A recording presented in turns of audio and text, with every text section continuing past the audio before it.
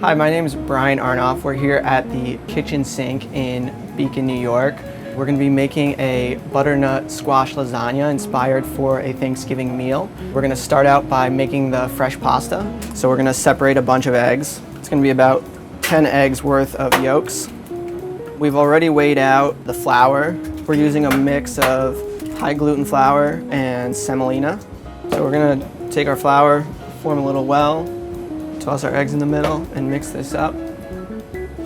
Making this pasta is just kind of a little bit of a mess to get started.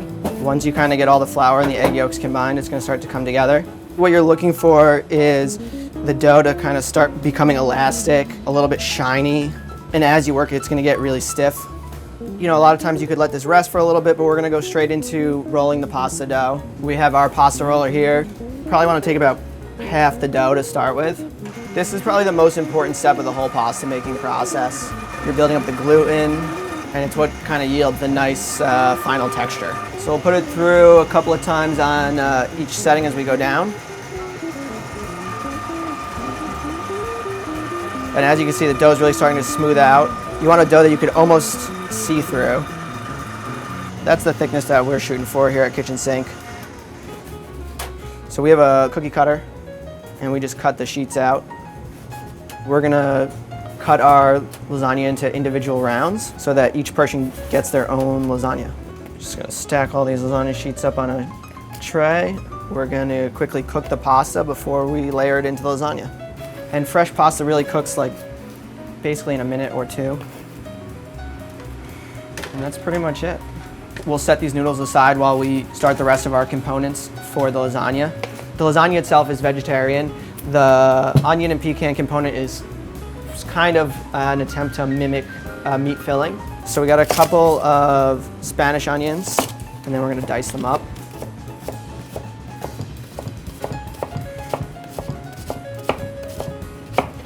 So we just have a saute pan, a little bit of olive oil, and then we're gonna put these on a medium-low flame and just let them slowly cook down. This process probably takes about a half an hour for the onions to cook down and caramelize.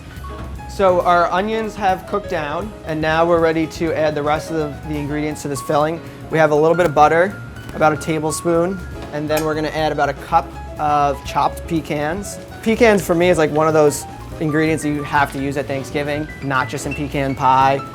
It's great for savory applications. This is some sage that I actually brought down from my farm in Hyde Park. And we're just gonna kind of do a quick chiffonade. And we're gonna chop up a little bit of thyme and add that to our pan as well. And then we're gonna add some hard cider. So we're gonna deglaze the pan. This is some cider that's made locally with local apples. Next, we're gonna make our bechamel. So we have some local milk and some local cream. We're gonna use about a quart of dairy altogether. To the pot, we're gonna add bay leaves and some shallots, salt, and a little bit of pepper. So we're gonna get that going on the stove. We wanna get that heated up. While that's heating, we're gonna build our roux. So for our roux, we have some butter, and then we're gonna add some flour. We wanna just cook the roux till it's blonde.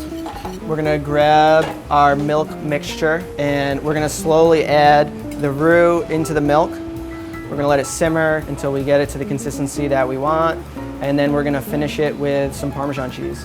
Next thing we're gonna do is we're gonna brown some butter. So we have some butter in the pan here. We're gonna throw some sage in there so that the flavor of the sage is gonna be in the butter. And then we're gonna use this butter to puree our butternut squash with. So the final component, maybe the most important component of our butternut squash lasagna, is the butternut squash itself. We're gonna cut both ends of the squash off. And then we're gonna take the neck of the squash off. Cut the neck in half and cut the bottom in half. You're gonna wanna seed the squash. We're gonna take all the pieces of the squash, put a little olive oil on them, season them with salt and pepper, and we're gonna let it roast for about a half an hour until the flesh is nice and soft. As you can see, it's all nice and roasted. The flesh has started to get soft. We're gonna take the flesh off the skin, and we're gonna put it in our blender. So next we're gonna take the squash that we got in our blender and puree it with some of our brown butter.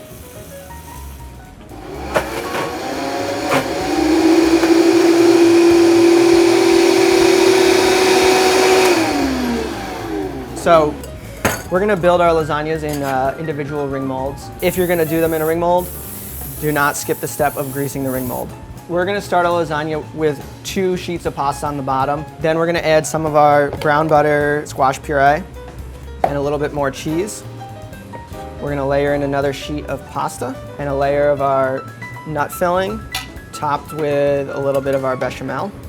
So we got another layer of pasta. And you can kind of build this in as many layers or as few layers as you want. And then we always like to put a little bit of bechamel right on the top. That keeps the pasta from burning and also creates a really nice cheesy topping along with some Parmesan cheese. So we're gonna pop these in the oven. We're at about 350 degrees and we're gonna let them bake for about 20 minutes. So the lasagnas are ready to go. They've gotten nice and brown on top. You wanna let your lasagna rest for 15, 20, 30 minutes. That makes it much easier to unmold them. We're going to put a little bit of our parsley and roasted garlic pesto down on the plate. Very carefully, we're going to slip this guy out of the mold.